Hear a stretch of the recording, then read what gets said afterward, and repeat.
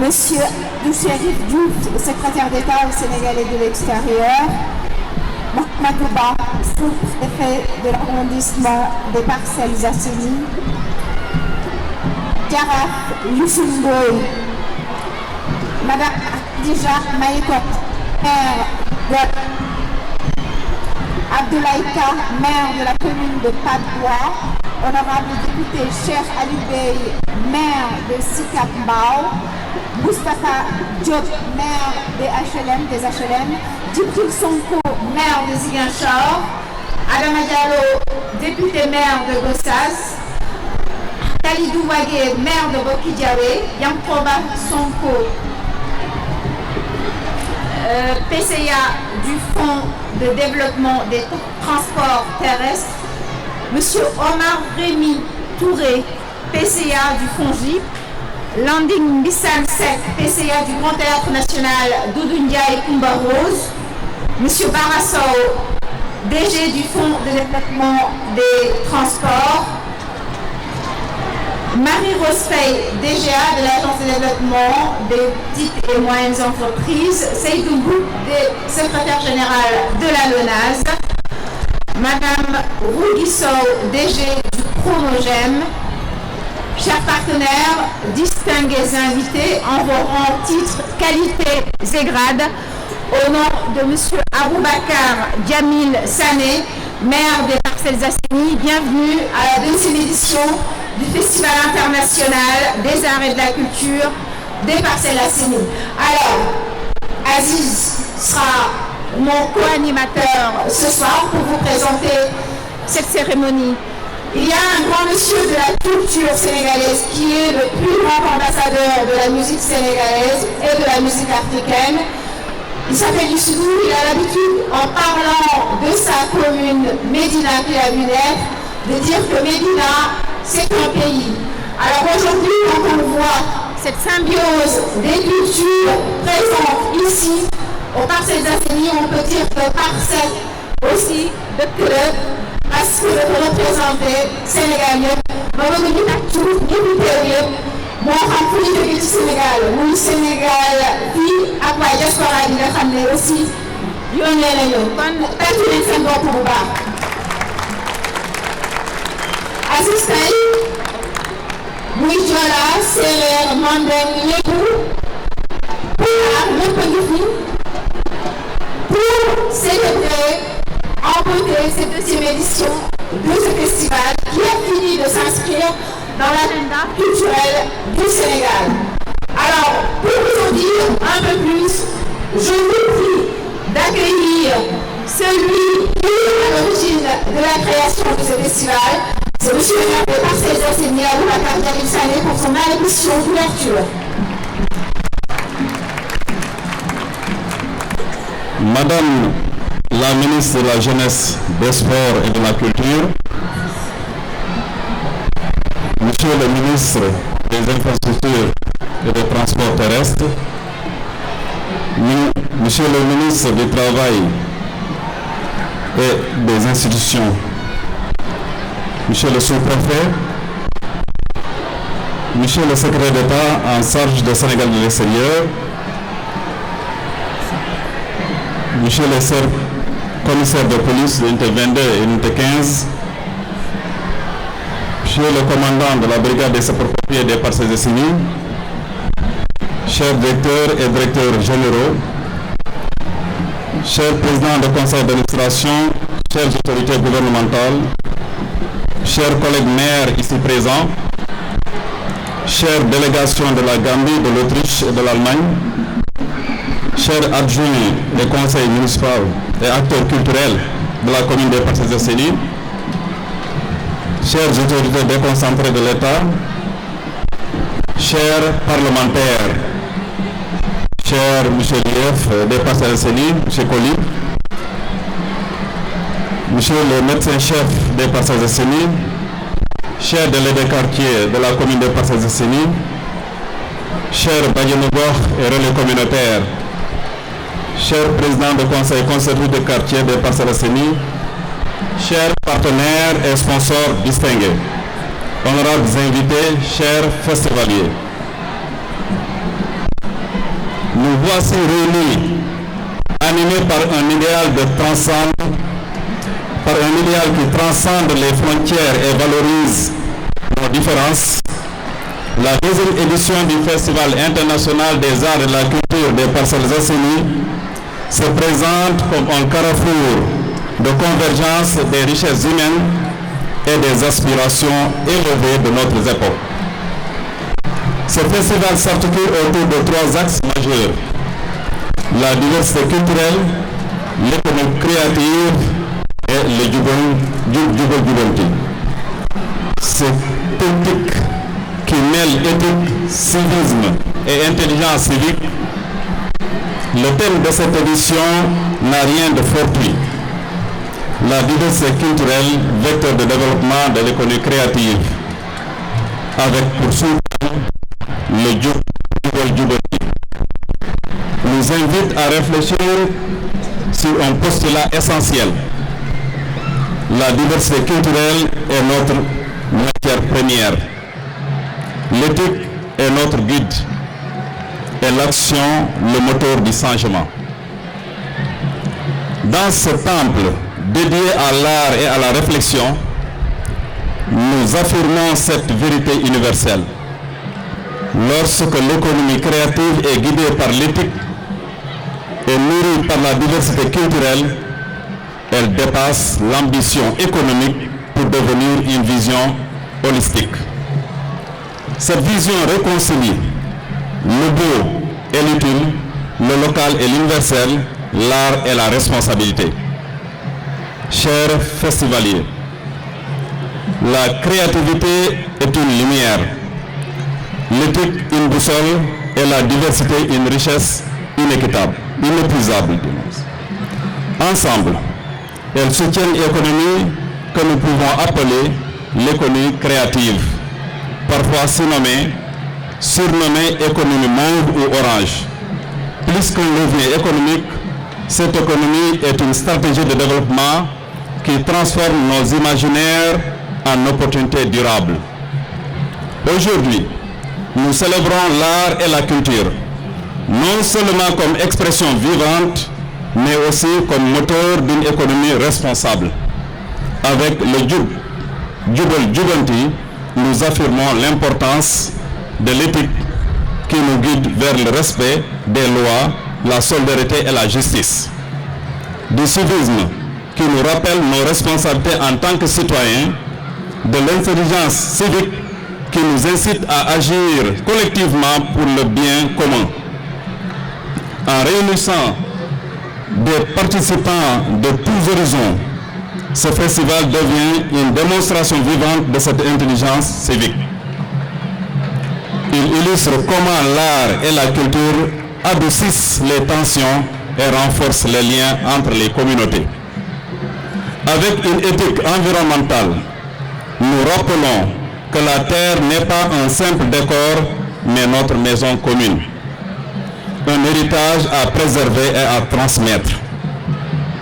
La bioéthique calme la dignité de la vie, tandis que l'éthique environnementale nous invite à agir pour préserver nos ressources naturelles. Ainsi, la créativité alliée à la responsabilité écologique peut générer des richesses tout en respectant l'intégrité de notre planète.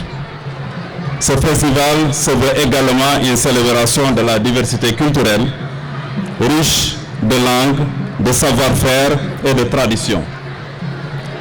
Plus qu'une beauté intrinsèque, cette diversité est un puissant levier pour l'économie créative. Au cœur de cette effervescence culturelle, une question fondamentale s'impose: comment transformer notre patrimoine culturel en moteur de développement tout en restant fidèle à nos valeurs? Le Festival international des arts et de la culture des Parcelles Assainies incarne cette vision ambitieuse. Faire de la diversité culturelle et de l'éthique les fondements d'une économie créative. Cette ambition n'est pas une simple réflexion intellectuelle, mais une quête concrète pour bâtir une économie où l'imagination et la culture créent des richesses durables. Mesdames et messieurs, Ce festival est le fruit d'un effort collectif. Permettez-moi de saluer chaleureusement le président de la République, Son Excellence M. Bassirou Diomaye Faye, ainsi que son Premier ministre, M. Ousmane Sonko, et toutes les autorités publiques qui ont rendu cet événement possible. Madame la ministre de la Jeunesse, des Sports et de la Culture, ainsi que son représentant, le secrétaire d'État en charge de la culture, les partenaires publics et privés, dont les contributions financières, logistiques et matérielles sont des pierres précieuses à l'édifice de cette économie nouvelle. Comme le disait si bien Antoine de Saint-Exupéry, être homme, c'est être responsable. Nous avons aujourd'hui une responsabilité collective. Posons nos pierres pour bâtir un monde où l'art, la beauté et la justice forment une trinité indissociable. Mes chers festivaliers, la scène est prête, le récit est en marche. Créons, construisons, célébrons ensemble une économie où l'esprit et la créativité rencontrent l'éthique et la justice. Sur ce, je déclare officiellement ouverte la deuxième édition du Festival international des arts de la culture des Parcelles Assainies. Je vous remercie. ay gox-goxaan say dëkk tam ñëw pour teewu fekkee festival boo xam ne bii mooy suñu ñaareel édition fii ci Parcelles Assainies muy commune boo xam ne dafa regorger beaucoup de talents surtout au niveau des jeunes et en même temps nous avons une diversité culturelle et ethnique extraordinaire boo xam ne tu peux le trouver ailleurs mais je peux dire que nulle part au niveau du Sénégal. C'est la raison pour laquelle nous avons senti la nécessité de faire ce festival au niveau de cette commune pour la deuxième fois. Man nag gannaaw loolu vraiment maa ngi gërëm tamit sama collègue maire yoo xam ñoo ma ñëw uyu si maire Golf Sud mu ngi nii sama wet muy Khadija Maykor, maire Padoua may nuyu tamit suñu frère maire Alioune Bey, di nuyu tamit maire HLM muy Moustapha Diop, di nuyu tamit ministre yoo xam ne ñëw nañ ci uyu si en fait ministre boo xam ne mooy rôle culture dafa am gàllankoor moo tax mu yebal monsieur Yankoba Diémé muy ministre des infrastructures et des transports mu ànd si ak ministre du travail et en charge aussi des institutions muy Abass Fall ak tamit le secrétaire d'État en charge des Sénégalais de l'extérieur muy Chérif Diouf ñu ànd si tamit ay directeurs généraux yoo xam ne ñu ngi fii si mbooloo mi ñu leen di nuyu di leen di sant di nuyu tamit IF bu Parcelles Assainies monsieur Coly di nuyu tamit notre sous-préfet boo xam ne vraiment il n'a ménagé aucun effort pour la réussite de cet événement. ñu ngi sant di gërëm ñëpp di bàyyi kàddu bi ci sama collègue maire moo xam ne bëggoon naa ko jox kàddu mu sant ci tuuti ne serait-ce que 5 minutes ma koy ñaan ñoo xam ñoo yor bismillah waaw. di nuyu tamit Jumna maa ngi fàtte tamit am na 2 maires mooy maire Gossas Adama Diallo honorable député ak tamit maire Bokku Diawé bii mooy 2e fois buy ñëw nag di fekkee festival bi muy Kalidou Wagué maa ngi koy sant di gërëm honorable député yoo xam ne ñëpp ñëw nañ ci maa ngi leen di sant leen gërëm parce que mënu ma ku ma tudd mën naa juum donc je pense que maa ngi nuyu ñëpp di sant ñëpp wasalaamaaleykum wa rahmatullah.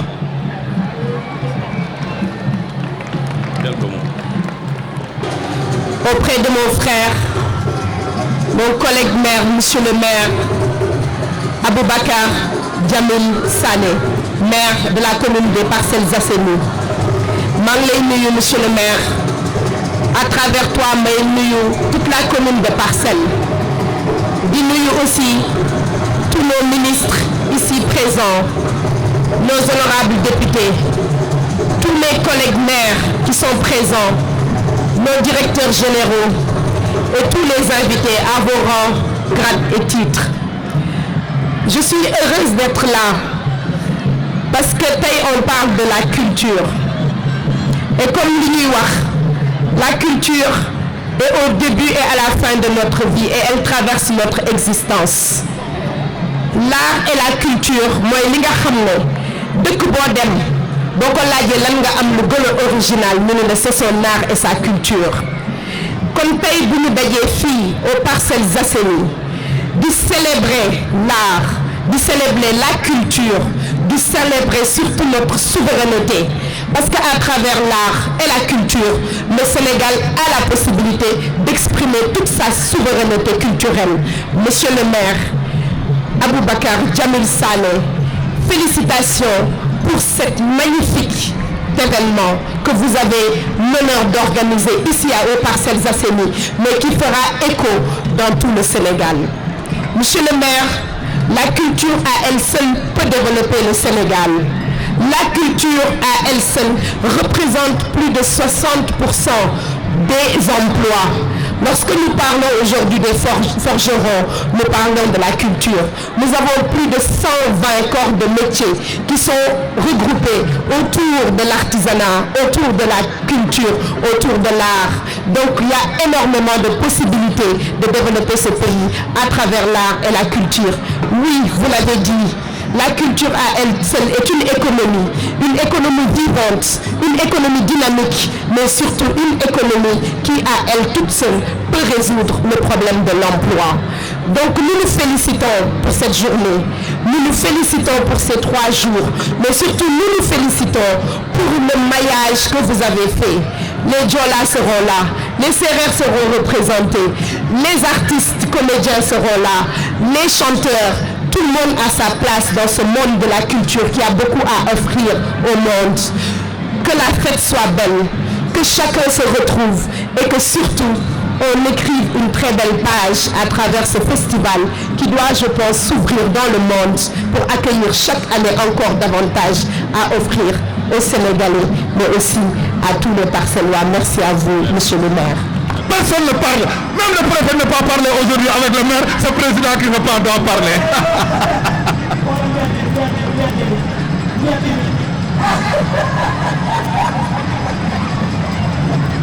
Mais s'il vous plaît, respectez ce client bi waay.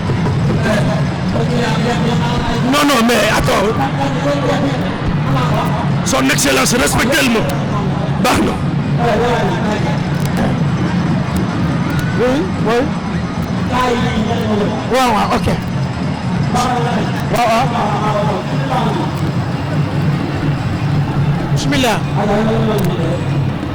bon man nag fi ma fekk sama kër ma toog ñu ne monsieur Marcel Samb ma ne woy ñu ne ma kaay wuy waaw moom la kay man maay Marcel Samb waaw merci son excellence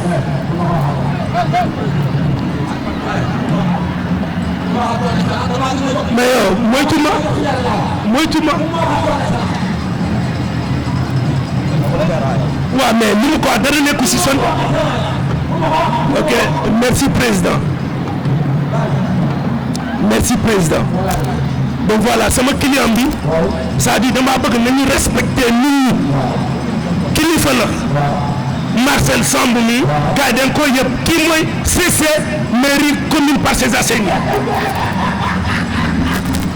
donc moom mu nekk ci liggéey bu métti pour organiser festival international des arts et culture bu Parcelles Assainies ñu jël tur bi après ñu xëy di ko sonal mais damay ñaan ci sa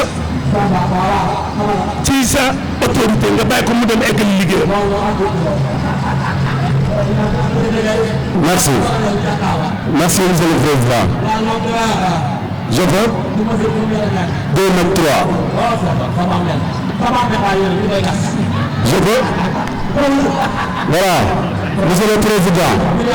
waa ji taxaw nii tudd Marcel Samb mi ngi tudd Jean-Michel Caro newul CC bu maire Parcelles Assainies bi wax kii nii client la dafa def usurpation de fonction usurpation d'identité festival international des arts de culture bi ñuy organisé nii Marcel Samb bi ko yor nekk directeur cabinet bu Aboubacar maire Jamil Sané maire Parcelles du kii soo fi un jeune bu xam li muy def xam li muy liggéey loolu bëgg na nga tëj ko à la perpétuité non respecté ko am na droit non am na droit waaw baax na madame Gueye jubal jub mais attends mais kii dafa war a dem ak liggéeyam jubante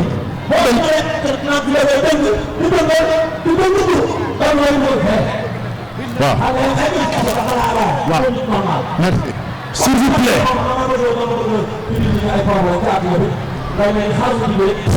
ah ben non un peu du respect non mais bay jàmbur waaw baax na ñaata at la am 3 ans multiplié par 10 300 ans ana mais non mais li soxor waaw non mais respecté client mais yow mais lan la mais mooy ci ma mën nga mer yow da nga mën tëj kër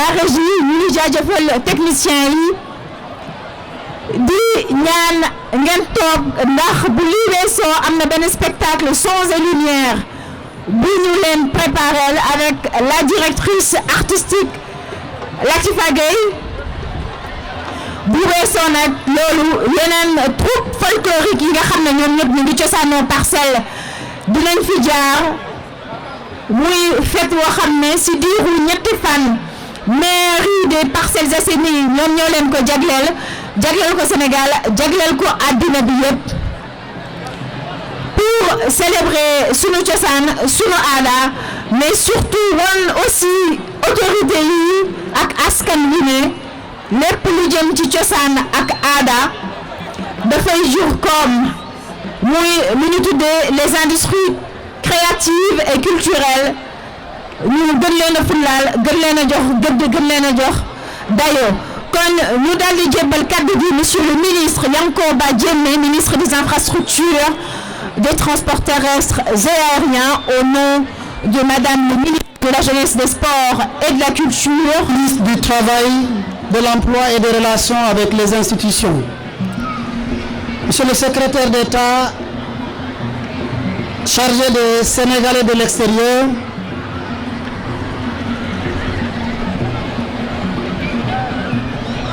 monsieur le sous-préfet de l'arrondissement de Parcelles Assainies, chers amis et frères, monsieur le maire de la commune de Parcelles Assainies, mesdames, messieurs les directeurs, les présidents de conseil d'administration, monsieur le maire invité de la commune de Parcelles Assainies, et j'allais commencer par honorables députés, mesdames, messieurs, chers invités en vos rangs, qualités et titres.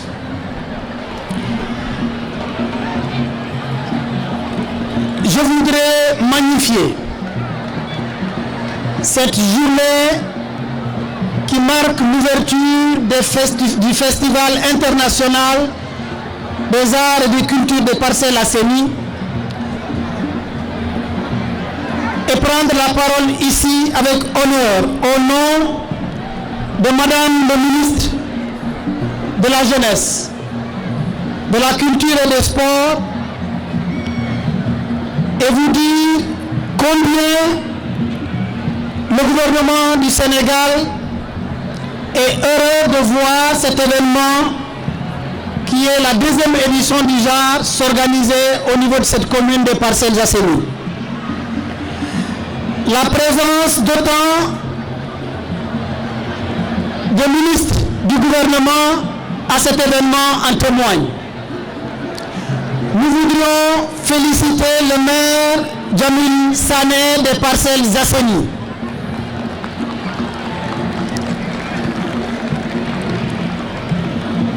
Mesdames, Messieurs, chers festivaliers, cet événement s'inscrit dans le cadre de la culture.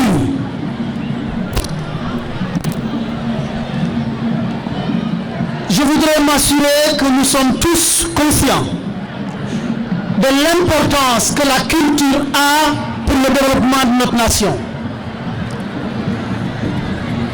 La révolution est en marche au Sénégal. Le changement systémique est en marche au Sénégal. Comme toutes les révolutions du monde qui ont réussi, il y a 3 étapes que nous devons accepter, constater et porter. Comme toutes les révolutions, il y a toujours une partie de bataille, qu'elle soit armée, qu'elle soit citoyenne.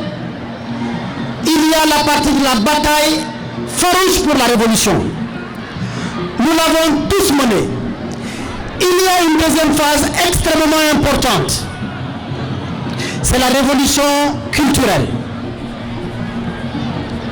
C'est la raison pour laquelle Son Excellence le Président de la République, Bassirou Diomaye Diakhar Faye, dans tous les conseils des ministres, ne cesse d'instruire Madame le ministre de la Culture d'avoir à travailler d'arrache-pied avec toutes les communes du Sénégal, avec toutes les forces vives de la nation, pour que nous puissions nous enraciner fondamentalement dans notre culture tout en nous ouvrant au monde. Pour que nous soyons le Sénégal décomplexé. Pour que nous soyons ce Sénégal conscient des atouts que nous avons. Et cela passe par la culture. Mesdames, Messieurs, chers festivaliers, la troisième phase de toute l'évolution sera celle économique, sera celle diplomatique, sera celle orientée vers l'avenir. Mais aujourd'hui, nous sommes réunis aux Parcelles Assainies pour magnifier ce brassage ethnique, pour magnifier ce brassage culturel dans cette commune qui est la plus polyglotte. Cette commune qui réunit toutes les ethnies du Sénégal. Dans cette commune qui symbolise le Sénégal en miniature. Monsieur le maire des Parcelles Assainies, j'ai amené un message de Madame le ministre de la Culture. Elle demande à ce que je vous dise que le ministère de la Culture est satisfait du travail de la commune des Parcelles Assainies et je demande un applaudissement pour cela au maire Jamil Sané. Vous avez réuni tous les maires de Dakar, vous avez réuni les maires du Sénégal, vous avez réuni plusieurs ministres, vous avez réuni toutes les communautés, vous avez réuni les hommes, les femmes et surtout cette jeunesse.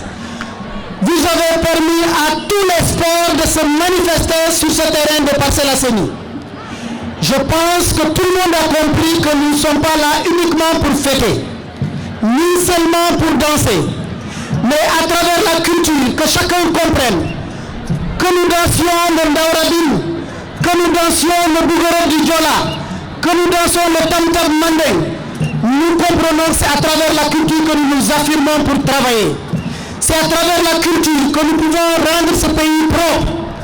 Et c'est à travers la culture que demain, samedi 7 décembre, s'organisera l'édition, énième édition pour le 7 Setal, pour un Sénégal propre, pour un Sénégal développé, pour un Sénégal intégré, pour un Sénégal inclusif, et qu'enfin, qu'avec la culture de la propreté, la culture du civisme, que Parcelles Assainies, où sera le Premier ministre demain ici, que sera ici où sera encore une fois lancé pour rappeler que nous devons être propres en nous-mêmes, propres dans nos rues et propres dans notre façon de travailler, inscrivant tout cela dans le Djibol et le Djibonti. Encore une fois, félicitations au maire du Sénégal, félicitations au maire Jamil Sané. Demain, le Premier ministre Ousmane Sonko sera là s'il n'y a pas de changement pour enfin qu'on continue à rendre toutes les communes propres pour un Sénégal propre de l'intérieur. Un Sénégal propre de l'extérieur. Je vous remercie de votre aimable attention. Peu à peu, sur l'espoir et la dignité des âmes qui nous vivent. Ici, chaque regard est survenu, chaque rêve étouffé. Le peuple tout entier courbe l'échine en silence sous le poids écrasant d'un régime de fer. Mais dans le secret de l'unité sans lune, une lueur faible et vacillante persiste. Elle refuse de s'éteindre. Il s'accroche au murmure des opprimés, à leur pensée, à leur cœur battant à l'unité. Ce soir, tout est prêt. Ce soir, les chaînes se tendent, prêtes à se briser. Écoutez la marche lente mais résolue de ceux qui n'ont plus rien à perdre, mais tout à réunir. Car ce soir, ils ne sont plus des ombres. Ils sont la lumière qui s'élève contre la nuit.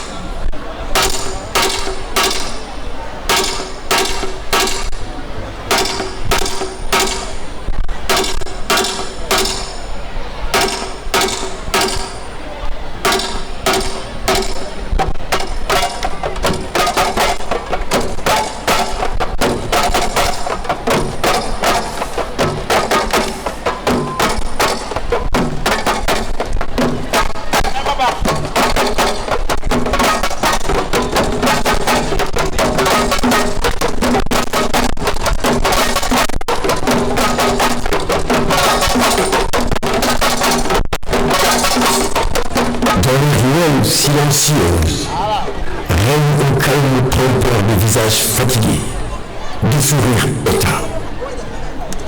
Un peuple résigné sous le poids du malheur. Dans l'ombre du jour terne, l'espoir retient son lien. Et comme disait Apo, vient la nuit, sonne l'heure, les jours s'en vont et nous demeurons. Sous le poids de la résilience, coulent nos peines et amours. Faut-il qu'il m'en souvienne? La joie revient après la peine. Voilà.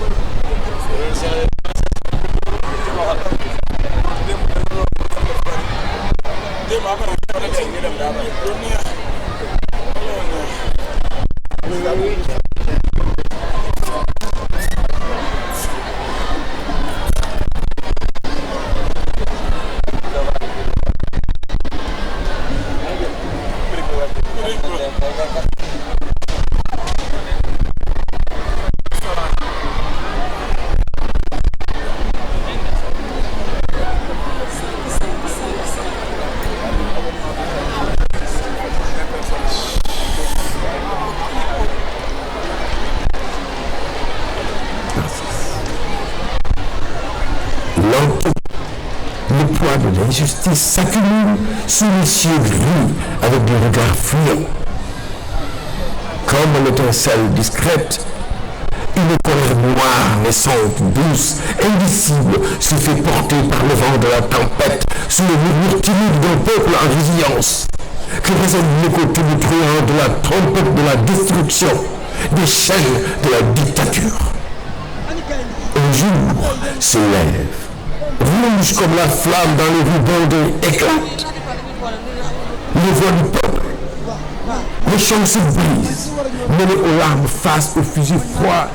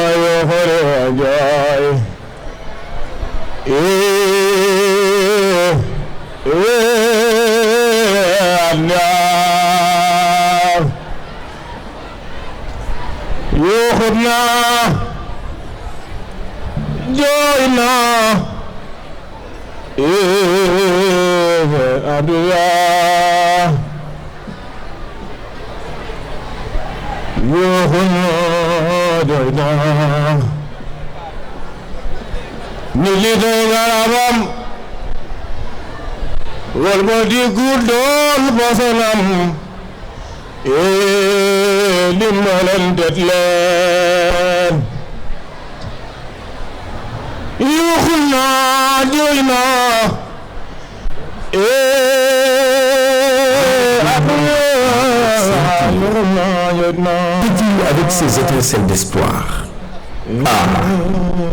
C'est Ñàkk Caaxaan.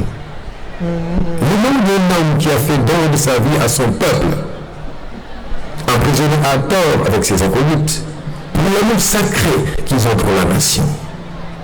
Fougueux et vrai, fier comme une bannière, il porte en bandoulière un projet salvateur qui reflète l'écume des rêves d'un peuple noirci par le soir. Eh bien, quelquefois, la vie prend de drôles de tournants.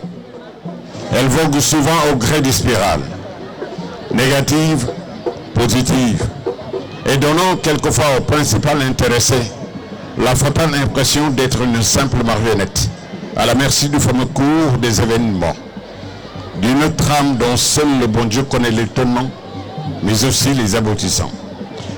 Je fus le directeur de la radio Diapoy FM en son temps. Aziz peut me témoigner. Aujourd'hui, c'est le maire Djamil. Djamil, on est ensemble du PASTEF, n'est-ce pas?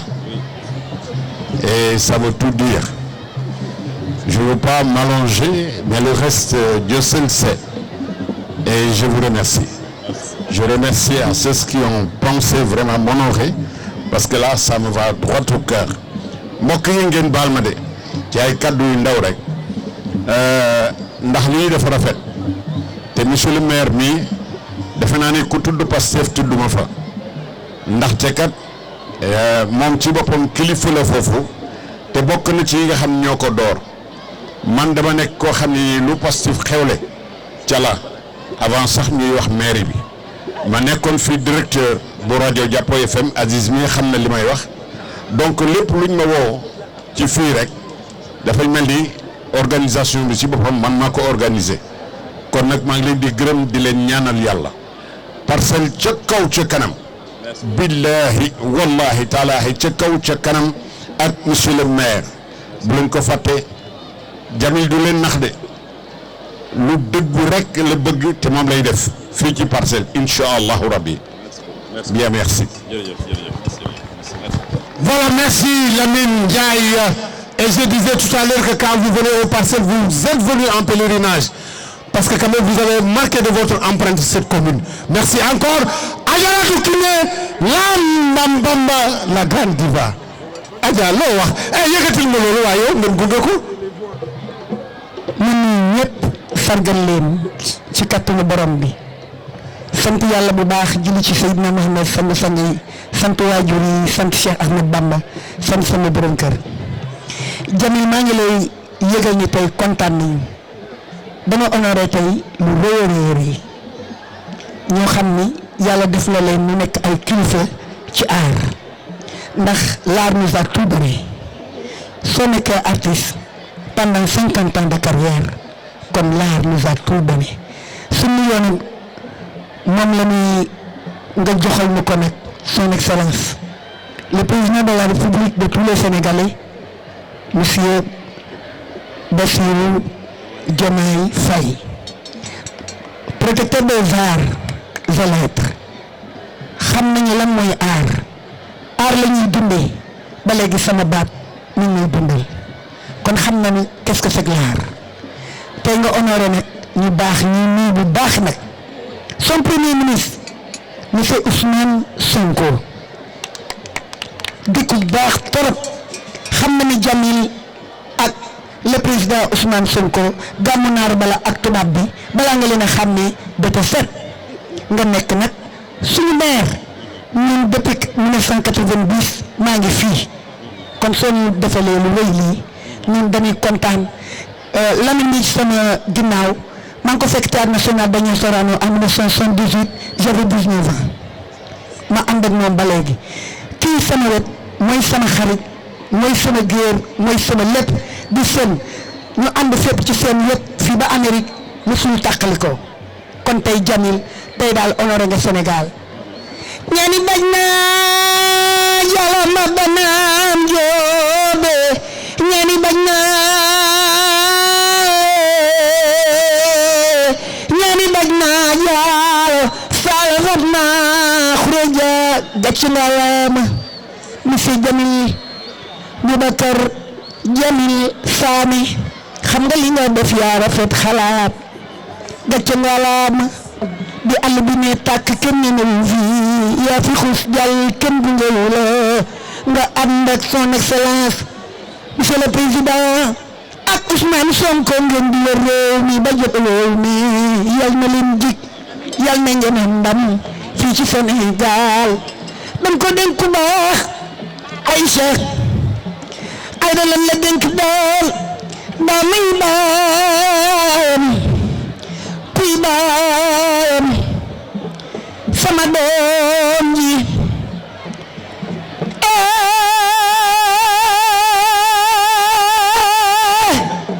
dam ngay baayam sala sun baawur ma joojam net ma la jooy maamam Diop Ndeye Fall Fatim ngay coow ma sama yaa fi ngis jàmm ko du sama ndey bargete jogomaay jaalo kon tey daal dañu kontaan yal na yàlla def jàmm la jeunesse yéen yaakaari jeunesse bi ci Sénégal yëpp di yaakaari réew mi yal na yàlla gunge leen te yàlla jàppale leen jërëjëf. merci beaucoup tàcc na ayol ki na laam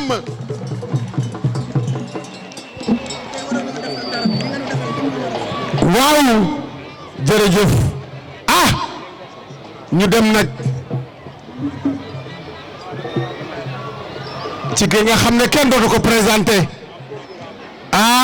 ñu gis ko ci pièce yu bari surtout nag feuilleton boobu muy góorgóorlu Ajaratu Sène vraiment di artiste comédien bu mag wax naa ko bi nekkee xale dañ doon yàkkamti talaata ci ngoon dem toog di seetaan troupe daaray Kocc ndax kan ndax seen dañ koy gis ndax kan dañu gis ndem si yàlla ñoom Ibulaay ñoom Baamu Fay ñoom Maxureje gis ñooñu nga xam ne tey vraiment fu théâtre egg tey ñoom ñoo fa yeggal Ajaratu Sène loo wax.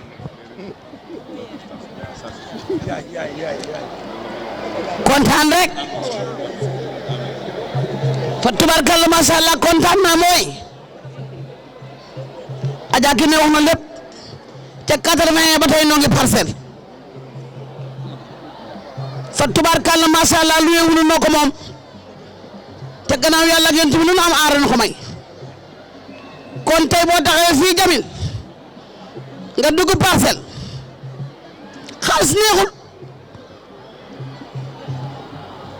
yëg ko dax te man ku ma xam ñoom ñii xam ma du ma waxantu du ma defantu barke soxna ma Tiyaan sama ko defoon wallahi lazim Serigne Babacar rek laa gëm Cheikh Al Khalifa rek laa gëm taaliba Cheikh Ahmad Tiyaan laa di jabar Serigne Fallou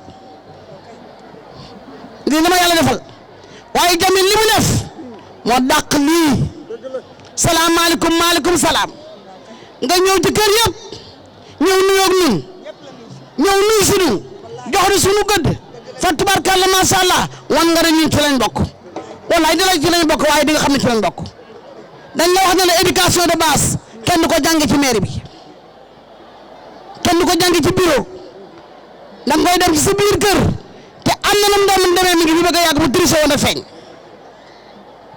waaye bu la gisee dina taxaw wax ak yow ba sa xol set téye la fa tubarkalla macha allah man barki démb maa yeb ci oto ba ci buntu kër wallahi laa sama wax wa kitaab ma am lu may dox mu am nag man di ko dox ba mu pare ma ne kenn du la yóbbu maa la yóbbu yal na yàlla barkeel la yal na yàlla suturaal la waaye Jamil fii nga na honoré nag muy Parcelles am nañu fi nag sunu ay docteur baa nga ne toog dama ne bu ko deful woon yow yaay maire bi mënu loon tey fi naan ñu salut c'est-à-dire c'est que y a pas de quoi y a rien d'ici wallahi laa si waxu raw kitaab di nga ko wax dara waaye dinañ ko feneen waaye dama ne la docteur Senghor applaudissez-le n'importe quel Jamil xam nga man jàmm man fu ma tiitee rek daw ci docteur man fu ma tiitee heure bu ne nag 2 heures du matin fekk naa ko ci biir këram ñu may laaj la xew ba ne sama sëta daanu fii tag mu sol bul song ànd nag man xale ba naan ka ma fa njëkk a fekk di ma tiital daan ma ele daan la coma de ma ne ko dégguma ne nga wax de ba mu ne ele daan la coma laa daw dem seeti fëgg ko mu ñëw faj ko ba ne cooc yàlla yàlla barkeel la waaye Jamil yàlla nga yegg ni yool aja ki ne wallaay ndax loolu yàlla nga yegg ni yool yàlla na nga yeggal sa yoon yàlla na nga yàgg ci mairie bi ndax boo ci yàggee fa tubarkalla macha allah nii la ñuy defal di nga def leneen lu lii suñuy kër rek la am suñuy doom rek la am suñu bopp rek la am nga ñëw di ñu jëmmal ci biir stade bii yal na yàlla jëmal la yàlla jëmal la ànd ak président Bassirou Diomaye Diakhar bi boole leen ko ci Diakhar Faye ak président Sonko nous sommes des jeunes ce sont des jeunes ak ñoo tiital sama yoon new ci ak ñoo tiital koo romb muy gone koo romb ci rii muy gone ma ne mbaa li jàmm la ay yéen li ma jàmm la ñu pare rek ñu ne woy ma ne man ca topp rek nag lu jot yomb kon yal na yàlla yombal lépp yal na yàlla yombal la yal na Diomaye xam yaay kan Sonko xam yaay kay te xam nañ yaay kan c'est toi qui as discuté jusqu'ici c'est toi qui as couru jusqu'ici c'est toi qui as manifesté jusqu'ici c'est toi qui as fait des débats jusqu'ici que Dieu te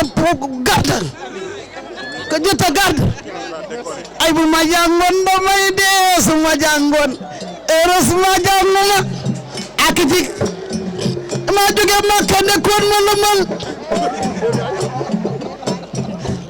bilay Jamil du jar na ko wii rek Jamil du jar na ko ki ma honoré jar na ko Jamil du jar na ko waaye Makka xoolal ay tànk lay bañ waaye bañu nu bag Jamil bag masa subhanallah alhamdulillah la ilaha illallah allahu akbar yow tuba ko ne Jamil lan nga gudd fan yàlla wéral yàlla nga yàggale sa sago jërëjëfati di nuyu sa jabar ak ñi mu toogal ñoom ñëpp tey sànq la ñu woo ñëw nuyu si juma ci ñun mu ne man maay ma ne ko quel honneur que tu as fait quel honneur waaw mu ne ngaa ñëw di cappi ak til ak di raaj ñu ne qu'est-ce qui se passe mu ne la parce que la femme du maire mais avec silence yaa wuteeg man voilà merci